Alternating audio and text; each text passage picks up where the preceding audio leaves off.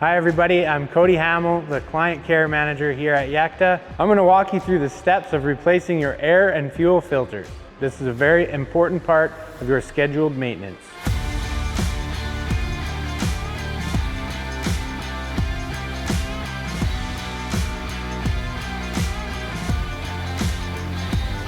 This is the list of tools you'll need.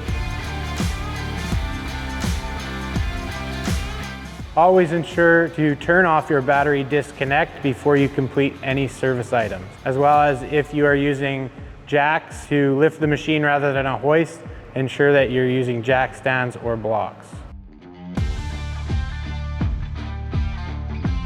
Lift or remove the filter cover, remove air filter, and replace. It's important to properly align the intake hose with the filter and retighten the hose clamp if necessary.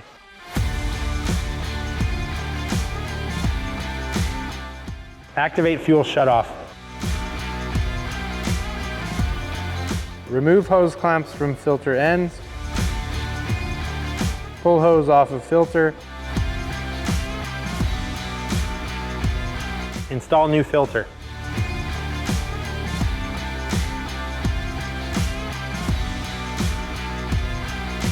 And re-clamp filter ends.